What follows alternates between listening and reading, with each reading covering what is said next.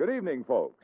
We have a wonderful evening's entertainment lined up for you, one that will provide several hours of pleasurable relaxation and diversion for you and your family. We hope you'll make this a weekly visit. Bring the family. Bring your friends. We hope you have a wonderful time. Come back soon.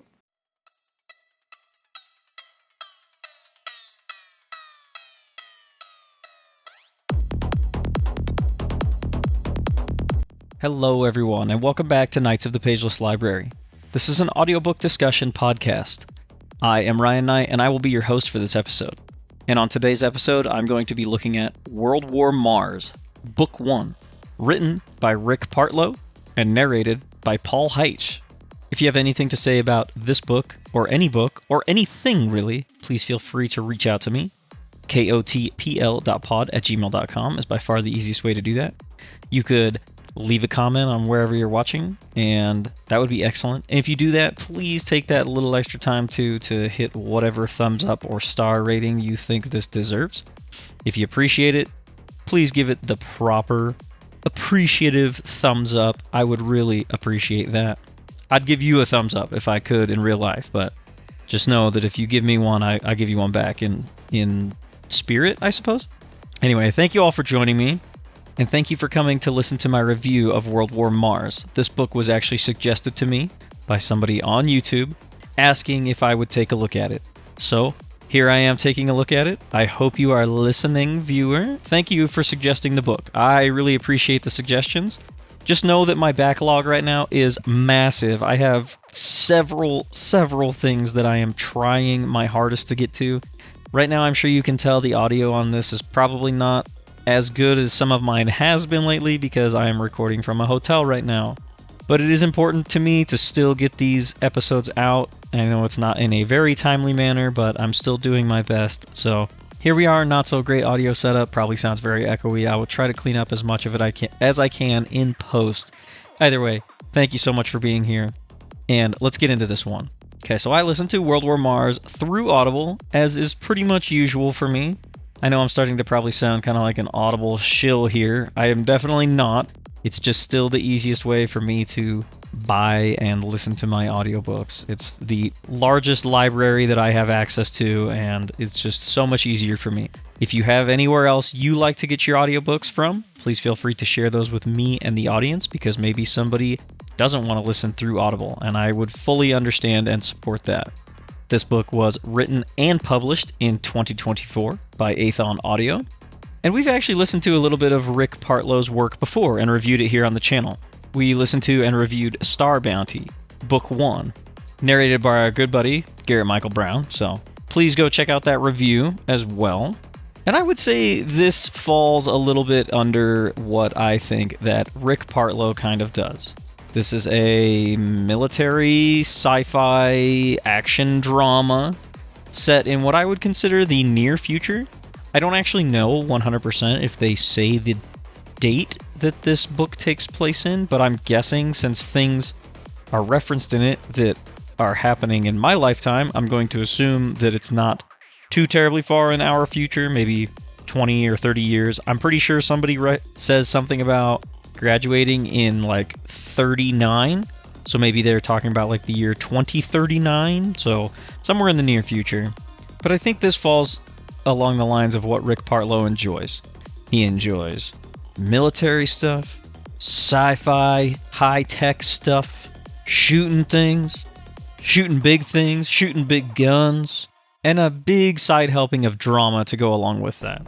And that's roughly summing up this book, so I'll try to get into a little bit more once I pass the spoiler wall and let you know my thoughts on it a little bit more on kind of what I am taking as his writing style after listening to a couple of his books. I will say this one does not have quite as much comedy relief as Star Bounty had, but I'll save my thoughts on that for my overall recommendation. This is also, too, I said that this is World War Mars Book 1.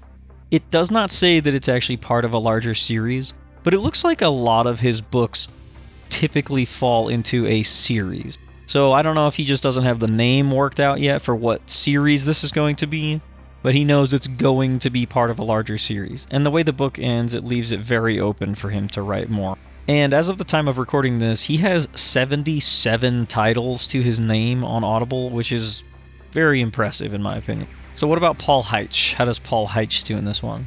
Well, Paul has 255 Audible titles to his name as of recording, which is very impressive, in my opinion, for a narrator. And I think that Paul does a good job here. His accents are very clean, without sounding, dare I say, offensive. Because that's something that could be misconstrued these days, that just because someone is attempting to put an accent to what has been put down on paper, that could be misconstrued as being offensive. I know for a fact that no narrator is trying to add accents maliciously. I guarantee that nobody's trying to do that. So his accents here are good. He has a lot of very subtle differences between his characters. His male and female characters are distinct from each other without sounding wacky, which is very good. And I think he gives just enough nuance to each of his characters for them to sound unique without being way too over the top. And I really do think that he put a lot of time and effort into this one, and my hat goes off to him for that. I will say there was a couple points where I thought maybe his no-nonsense, military, high-ranking, generic white male was the only voice that he could do. But on a second listen, I think his voices are good, and that is because of how subtle his changes actually are. I honestly think that this is a difficult trick, even for the best narrators to pull off. And with the amount of characters that Paul actually has to voice in this one, I think his performance is extremely solid. Without listening to a little bit more of his work, I don't know that I could put him in my top 5 or even my top 10 narrators, but I do think that he most likely is an excellent narrator because of the voices that he is able to accomplish and the subtlety that he is able to put into characters, especially in a book like this where there are so many characters. Okay, so I'm going to give kind of a little bit spoilery overall idea of what this book is. Now, I typed this out myself, and I'm terrible at typing scripts, and I'm terrible at reading scripts because I can barely read as is. So bear with me here for a second. Let's see how terrible this sounds when I just straight up read what I wrote down. So this novel is centered around the idea of an alien spaceship landing on Mars, and humans wanting to get their shit together enough to send a greeting/science party there to meet with and possibly study the aliens. This, however, sounds much more simple than it turns out to be, since not even for the betterment of all of humanity could humans work together for 1 second. Any of the fighting that was happening on Earth at the time is moved into space, around and on Mars. Go figure. We bring our drama with us wherever we go. And this makes studying the alien ship very difficult. But are the aliens on the ship the only ones in this story? This story definitely has a lot of guns, a lot of action, a lot of violence, a little bit of humor. It has mech suits, it has tragedy, and it has aliens. What more could one ask for in a thrilling sci-fi adventure? And that's just one of the questions that I'm going to attempt to answer in the rest of today's episode. How corny did that sound? Now imagine if I could actually do what a good podcaster would do and have that all written down and read it smooth, you know. I'm not that kind of podcaster. If you're here for high production quality, you might want to look elsewhere. I appreciate you being here with me, though, at least this long. Okay, so now that I kind of summed up the book, definitely a little bit of spoilers there, you know. I mean, I don't know if you could listen to a book about Mars and assume there's no aliens, but there you go. A little bit of a spoiler warning there. But I'll let you know when I'm going to pass the spoiler wall and actually talk about the entire book. So this book is a decent length. This book is 11 hours and 2 minutes, which, I'll say it again, I'll probably say it a million times. Some of you are probably tired of hearing me say it. I think that that's a good length for a book. I think right around 10 hours is the sweet spot, especially for somebody maybe new to audiobooks to get into them.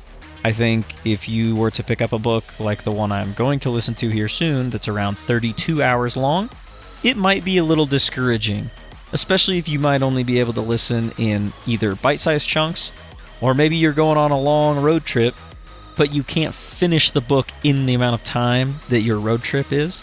That could also be disheartening, because then you might potentially have to try to listen, and maybe you don't have a lot of opportunities otherwise to listen to books. So I think this is a good length for a book. I'll get into whether or not it's too long or too short, possibly after I pass the spoiler wall. Okay, now on to the big questions. Is this one easy to follow? Absolutely. This one's pretty straightforward. I mean, even if you're doing something else that you might get distracted a little bit and you might miss a couple sentences here and there or whatever, you're going to pick right back up as soon as you start focusing again on what the narrator's talking about. A lot of this is helped due to Paul Heitch's performance. The one thing that you are going to lose track of is we're going to be jumping locations and characters a lot. I mean, like, within the same paragraph, we might talk about 3 different characters in 3 different locations. So those things might trip you up a little bit. However, the overarching story here is pretty straightforward, and you're gonna know what's going on, no matter how much little details you might miss here and there. And is this one easy to listen to? And by that I mean, is it easy listening? You know, this kind of goes back to Paul Heitch's performance. And I would say yes, it is easy listening. However, at a certain point, to me, it kind of feels like you're getting a lot of the same. So, Paul doing a good job narrating, you know, upwards of 20 characters, it feels like. It still feels like you're getting a lot of the same. This book is pretty high action. There is a lot going on. There are a lot of scene changes. There's also a little bit of overlapping timelines, I guess you would say, where we're told from one person's perspective something that happens, an event that happens, and then we jump back to a different person's perspective to get their view of the exact same event. So at times it can be a little hard to know where we are in the timeline, the overarching timeline, I guess, of the story. But overall, I think that Paul does a good enough job to say that yes, this is easy listening, no matter how my final recommendation might be for it. And speaking of my final recommendation, what do I say about this one? I liked this book. I think that this book has some neat things.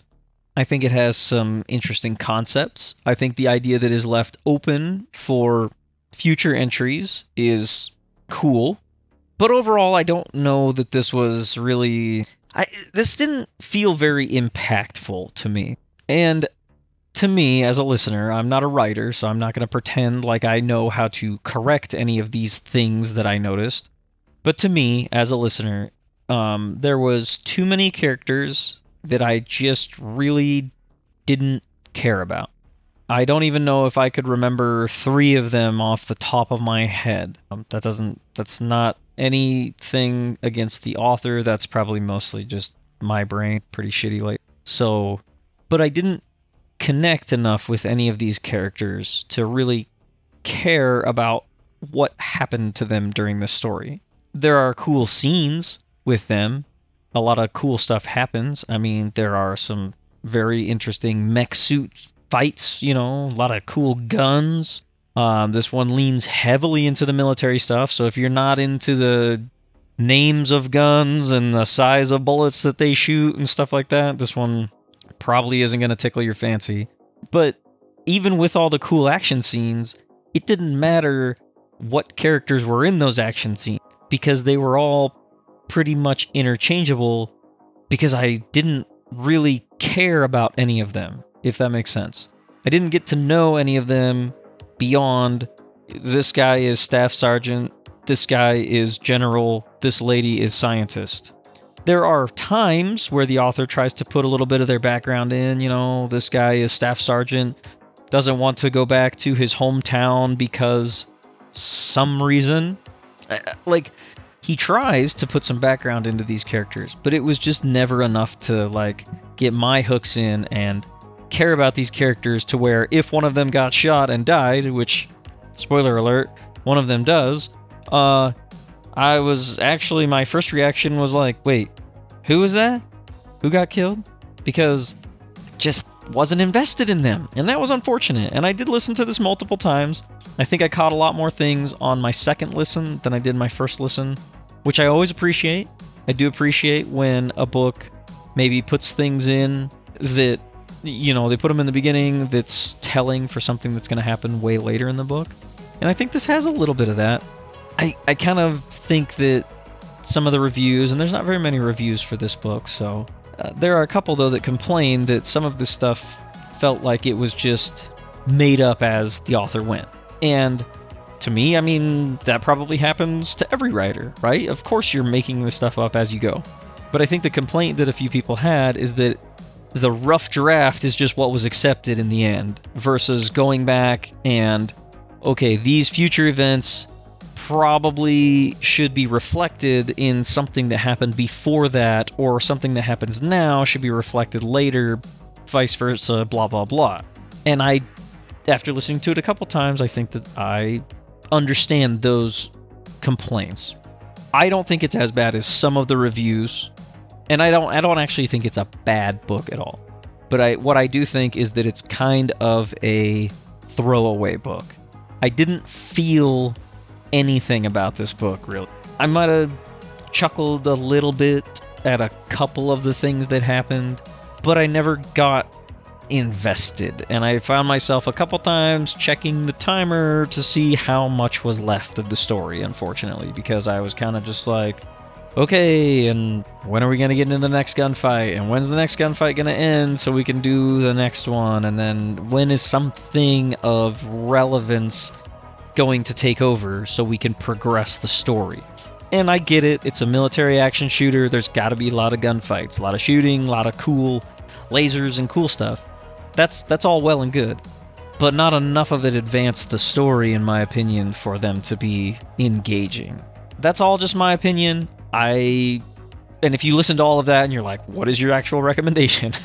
I think you could probably skip this one.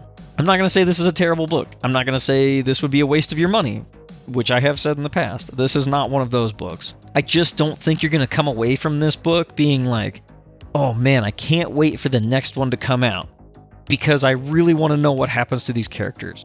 I don't think it's that kind of book, and that's unfortunate. And maybe at some point I'll listen to more of Rick Partlow's work, and this might just be his style. And that's great, that he has a style, and he knows what works for him, and clearly he has an audience, because clearly he's selling his books. But this one, just for me, it just didn't do enough for me to fully recommend it to my audience. So take that for what you will. That's just my opinion. I guess if you love Mars and you love space and you love guns, this one might be right up your alley. So with all of that being said, I'm going to go ahead and pass the spoiler wall now. I'll kind of talk about the story front to back as best as I can remember it, probably skipping a lot of details because otherwise this episode would be about the length of the book, and at that point you might as well just have listened to the book and not listen to me rant about it. So if you don't want it spoiled for you, please pause the podcast now, go ahead and go over and listen to it, and then please come back and hear what I have to say about it, and then please share your feelings with me and the rest of the audience. Maybe leave a comment down below or send me an email and I can share that. So this book opens up with Staff Sergeant Brent Parker. He might not even be a staff sergeant at this point. He might just be a sergeant. He might get promoted after this. And I should say, again, this is military sci-fi, so there is going to be a lot of stuff that is grounded in like today's military stuff, and a lot of it is centered around the Marines. So there's going to be a lot of ranks, a lot of actual terminology that is used, I'm assuming, in the Marines. Having been in the Coast Guard myself, I did not miss the little jab that he takes at the Coast Guard here pretty early on in the book, which is perfectly fine by me. But if that's something you also are not interested in, just be aware, it's heavy in this book. So Parker and his squad are in Mexico, I believe, and they're working alongside some Mexican forces because I don't fully remember why, if I'm being honest. There is like a conflict going on, and I don't even think the American troops are necessarily supposed to even be there on the ground. No, typical American stuff. And they're working jointly with these Mexican troops, and at a certain point, though, those guys betray Parker and his men. And actually, the opening of this is kind of intense, because Parker gets betrayed by this guy who he's supposed to be working with, and his entire squad does. And I actually think a couple of them actually get killed during this little skirmish that they have before the Mexican guys get the upper hand on them. And then Parker ends up pulling like a super badass move and shoots this dude who already had a gun pulled at him, and it's very like action movie type scene. And it's kind of engaging at the beginning, but it's all very stifled because they immediately go talk to their superiors after they are removed from the situation, or saved from the situation, I guess. And the guy who comes and picks him up, Parker is asking him, like, hey, what's next? You know, we need to figure out why these guys betrayed us and whatnot. And that guy's like, didn't you know? Mexico's not important anymore. Get your guys, we're leaving. And I was like, what? Okay, well, so none of the beginning mattered at all. Okay, well, here we go. Let's dive into the main story, I guess. So the conflict in Mexico is not important anymore because the new thing is that satellites have picked up that there is an alien spacecraft heading towards Earth's solar system.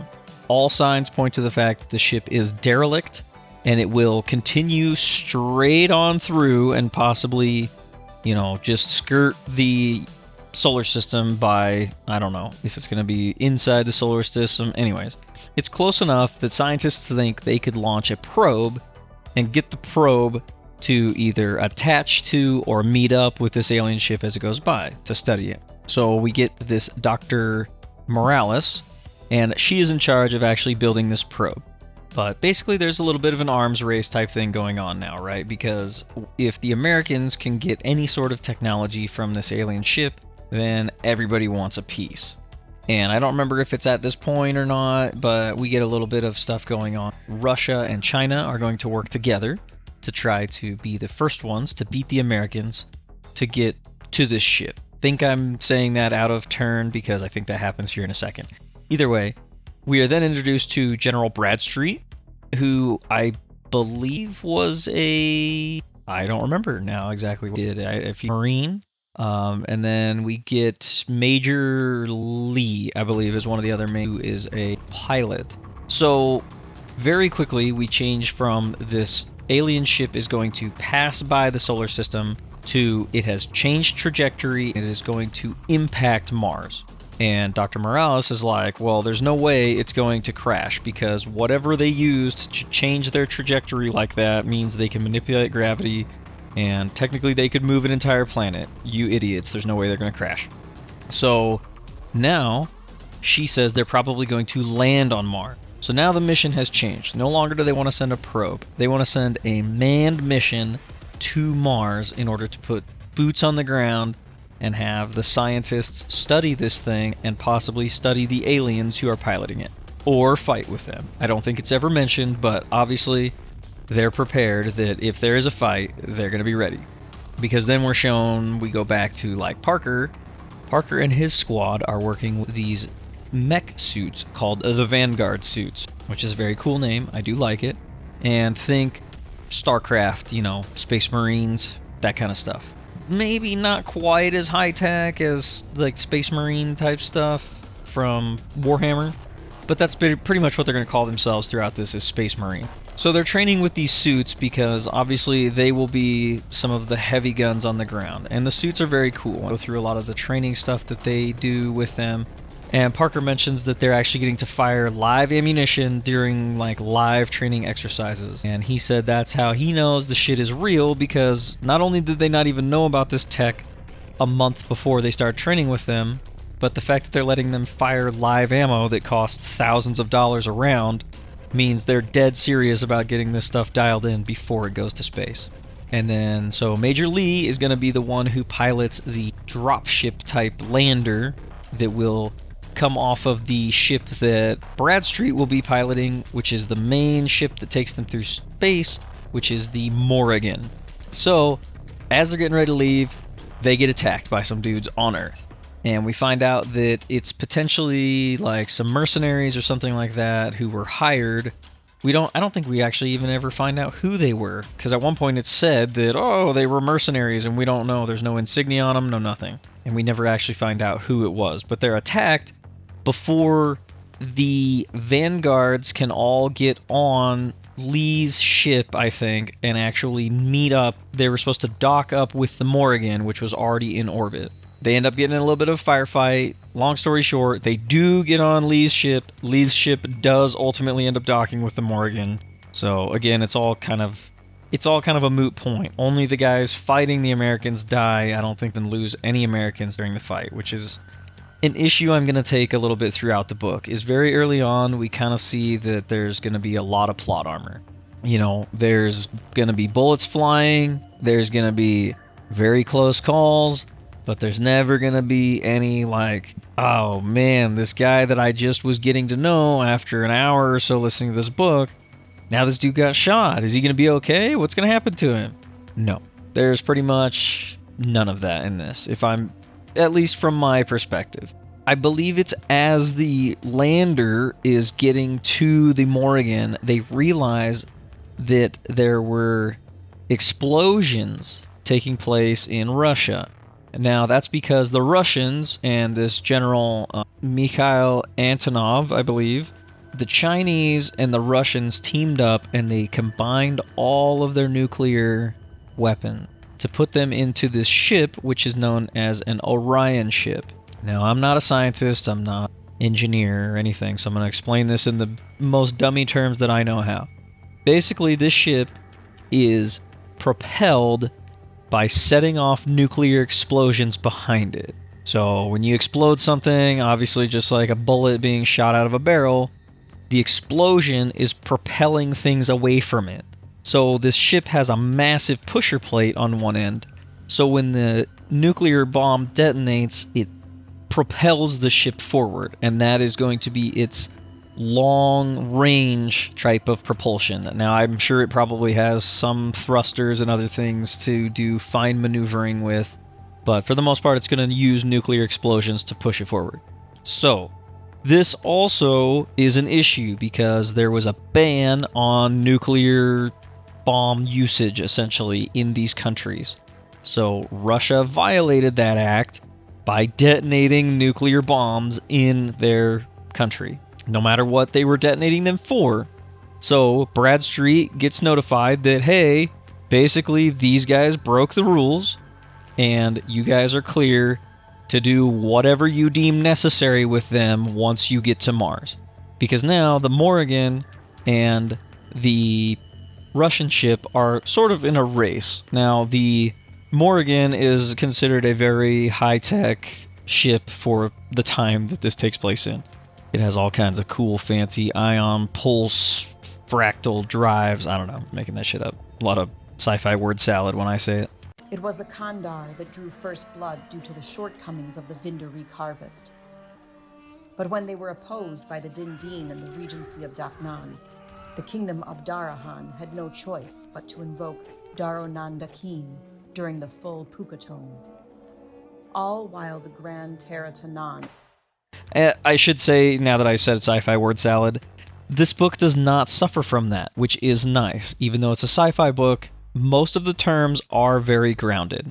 Even when we get to the aliens still speak in plain English, the Queen's English for us to all understand, which is nice, and I do have to say I appreciate it. They even just speak in regular numbers, like English numbers. They don't use any crazy units of measurement, so I appreciate that. I don't know, some people that actually might turn them away from this. Maybe they like aliens who are very alien, but I appreciated that part of this. So now we got the Morrigan and the Russian ship. I can't think of its name right now.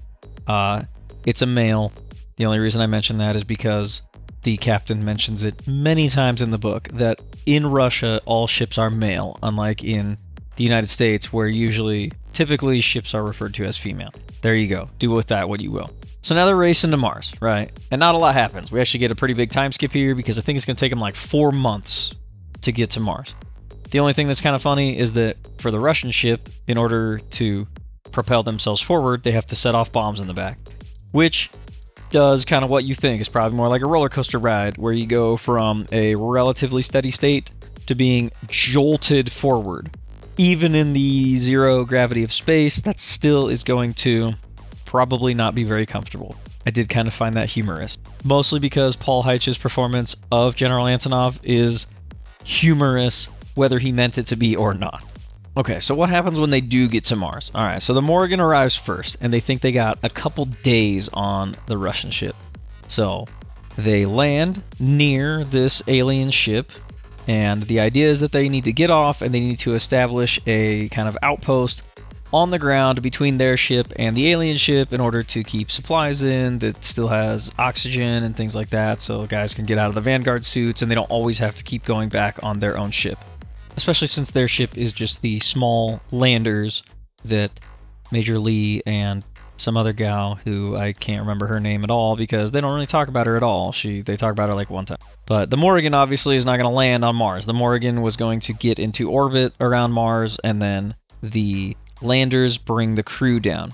One of the funny parts here is that when they land, Parker, I think he's a staff sergeant now when they get to Mars, but is so shocked when he sees the alien ship that when the ramp lets down and, they're all supposed to file off, he is kind of in awe of this ship, and he ends up walking off, and before he knows it, he's standing on Martian soil, and he knows he's in deep shit because there's a ton of high-ranking officials, there's a ton of scientists, world-renowned scientists, and this dude, a staff sergeant, walks off the ship before all these other people, and actually, it is a pretty entertaining scene. So they head over to the ship, can't figure out how to get in it. Okay, it's an alien ship, right? Doesn't look like it's got any doors. And Staff Sergeant Parker comes up again because he comes up a lot in this story. He's a little bit of the ex machina character in that. He figures out that he's got to take his glove off, and he puts his hand on it, opens up a door, lets them in. Lets the Dr. Morales in. She's kind of the main one leading the team who's going to go inside of this thing and actually talk to the aliens or check out their ship or whatever they think they might actually do. So they get inside and they realize that none of this technology is anything that they could even kind of comprehend at this point. They realize that the ship does seem to be uninhabited, and I think it's a little bit later on, but I'll just mention it now. They do end up finding aliens inside there, okay?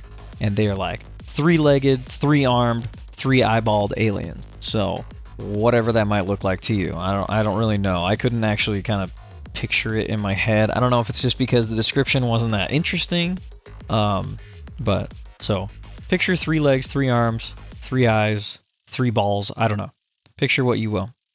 It's not long after this that obviously the Russians get there, right? So now the Morrigan is supposed to kind of run a bit of damage control. And well, first, I guess I should mention that Bradstreet tries to talk to Mikhail Antonov and say, look, we're not anywhere near Earth. There's no reason for us to fight out here. How about I let you guys land, you guys bring your scientists in, and our scientists will work together, and we'll all get through this, and then we'll all go home alive. Okay? That's Bradstreet's offer to Antonov. And immediately Antonov's like, I'll shoot a missile at you. So basically he follows his orders that I'm sure his orders said, do not let the Americans come back alive. All I can assume. So now starts the first space fight stuff. But the Russians also got some landers off that go down to the ground, and I can't remember if it's General Lee or Major Lee is also fighting with their landers and some crazy shit, and then there's some shooting stuff happens on the ground, a lot of back and forth. But when the gears really shift is we get a completely different perspective from an alien. Not any of the aliens on the ship. These are completely different aliens. And they mention that this ship, they have a special name for it. Basically, it sounds like it's kind of like a very important artifact to them. And now they finally found it. Doesn't really say how they found it. I'm guessing maybe because it landed and it's holding still is how this alien, I think, uses its mind to connect with other aliens' minds, and they, triangulated in on this specific ship. But basically, it's important to them, and they're pissed off that humans are there tampering with it. So they're like, well, we gotta get rid of the humans, and we gotta go get the ship.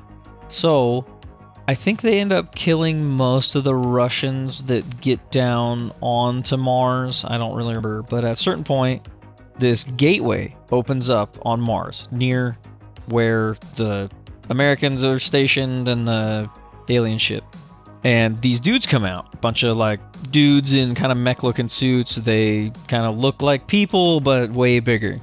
But the worst part is that this other ship comes through. And this alien ship is no joke. It comes straight through this little portal. Well, it's little, but I think it's described as looking kind of like an airplane hangar door. That's kind of how big it would be. So this ship comes through and immediately takes off straight up into Mars orbit. And it actually gets between the Russian ship and the American ship, who's kind of been up there fighting back and forth this whole time. You know, one shoots at the other one. They can't really do anything to each other because if one shoots missiles, the other one just shoots missiles to blow them up. The most that the Americans can do is their railgun actually punches through the Russian ship relatively easily.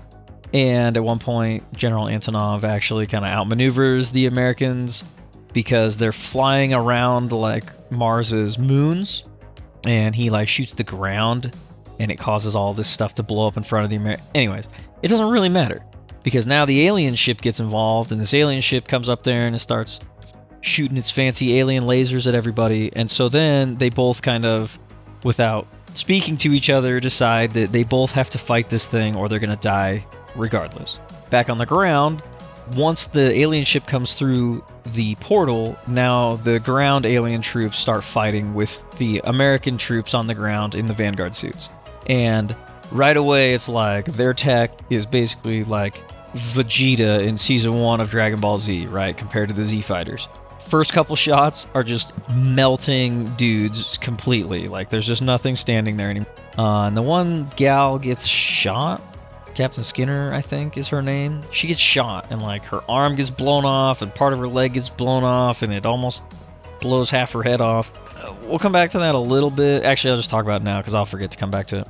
They take her inside the alien ship, and they put her in this thing they call the bed because it looks like it's like a, I don't know.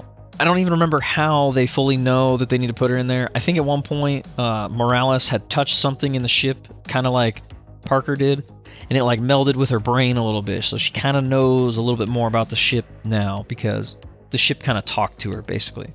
And I'll just say this now because, again, I'll forget to come back to it. This thing ends up just like rebuilding Captain Skinner, and it actually like melds with her brain even more. So now she like knows everything about these aliens. And I'll try to remember to say exactly what these aliens are at the end.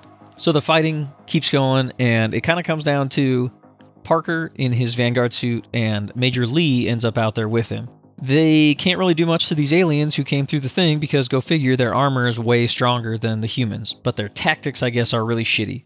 So what they end up doing is they take a nuclear device that they had brought with them that was only brought on the mission because basically if the alien ship was going to fall into Russian hands, Bradstreet was given the order to just blow the thing up. Don't let the Russians get a hold of it. Which it's mentioned that even if they set the nuclear bomb off inside of the ship, it most likely wouldn't do anything to the ship. Because for all they know, the ship is like 10,000 years old and it doesn't have a scratch on it. So, anyways, Parker and Major Lee end up taking this nuclear device through the portal. So they actually set foot on another alien planet that we have no idea where it is, how it's connected, or how the portal came to be, or any of that stuff.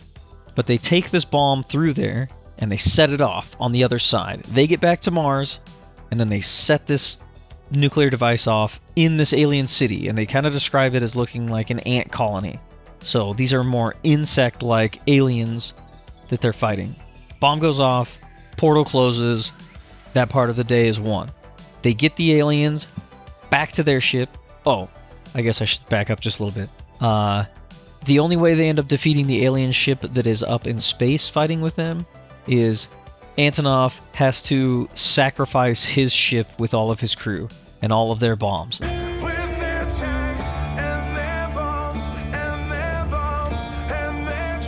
They basically run their ship into this ship after it's sort of floating. You know, it's not dead in the water, but the Americans damage it enough that it can't quite maneuver like it was, and Antonov runs his ship into it, essentially sacrificing himself. Which should have been and could have been a very cool character development moment, but honestly, there's just nothing there. There's no heartfelt anything for it. And that's just my opinion, but I really don't think that was capitalized on enough. I think we wanted to get more.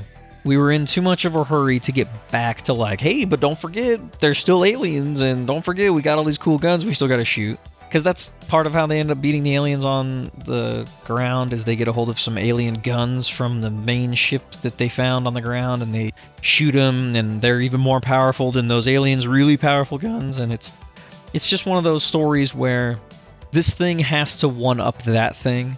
Like, we weren't clever to beat them. We found something better, and it just happened to work for us. Like, it just is a lot of Ex Machina stuff that kind of ends up saving the humans at all, in my opinion. So once they defeat the aliens, they end up getting some alien bodies, and they do some autopsies on them. That's when they find out, you know, they're more bug-like, and the one gal's like, well, they have DNA in them, and, you know, that means they evolved on Earth. Well, then Captain Skinner wakes up, because her and Lee had a thing, and he's kind of trying to have a heartfelt moment with her. But again, it just doesn't feel very, like, heartfelt. I don't really know how to describe it. She wakes up, and she's like, actually, we created them. And everybody's like, what the fuck did you say? What did you say? She's like, oh yeah, I'm sorry. My brain's kind of silly right now because I'm basically melded with these aliens now. So the aliens, the three-legged, they're like, they call them the Blessed Ones, I believe. And the other aliens that attacked the people, or that sounds stupid because the other aliens who attacked the Americans, we'll just say it that way, they are known as the People in rough alien term translation. But basically, these Blessed came to Mars. They brought their ship to Mars because, I don't remember why, but they wanted to come back to the humans, their first children, their most beloved children, because they made the humans too. And they also made this other race of aliens, that the insect bug ones that they just fought with. So now we're left with, we need a little bit of a closure here, because that's honestly like the end of the book. I'm not even kidding. We find out that we were made by these things, and that these things need help, and I don't even remember why they need help. I don't even know if it's mentioned at the end of this book. But we cut back over to the people aliens. It's really hard to say, and hopefully you understand what I'm getting at. They're known as the People. That's the grouping of aliens that were fighting the human. And they say that they lost node number whatever the one was that was destroyed by Lee and Parker with their nuclear device. And now they're like, well, we gotta build a new node. And we gotta destroy the humans, because they got the blessed shit. And that's it. That's honestly right where the book ends, and sets up for the next book. Now, does it set up for a next book very nicely? Yeah, I mean, it kind of does. But it really only does because it purposely left so many open-ended questions. And I feel like it's almost a little bit of a cheating thing, but this book suffers from a bit of exposition throughout it. Now, again, not a writer, but there are a lot of parts where characters are explaining things to each other that they should already know. For example, earlier on, when Major Lee was trying to take off after they had just been in their firefight, they were getting ready to go through French airspace, and the French just started like shooting at them, and they're like, "We are going to shoot you down, haha!" And Paul Heitch does a much better impersonation than me. And two of the characters explain, one of the characters asks why that would happen, and another character explains why. But those people should already know that. They should be well aware of why that would happen. So the book just has a lot of little things like that, and not a lot. I shouldn't say a lot. It has a few that do stand out, and it is unfortunate. But yeah, the abrupt ending, it's almost cheating to set up for a sequel. You know, it's almost like a red herring to set up for a sequel. So I'd be curious to know what you guys think. So let me know your thoughts if you have listened to this book, if you plan on listening to this book, if it's even something that would interest you. I'd love to hear from you. So if you stuck with me this long, I really appreciate it. Looking at my timer right now, I gotta try to shave this thing down because it is long. So thanks for sticking in there. I greatly appreciate your time that you are giving to me. It is extremely valuable, and I am so glad that you would choose to spend it with me. So thank you guys so much. Could never say thank you enough, and I hope to catch you in the next one.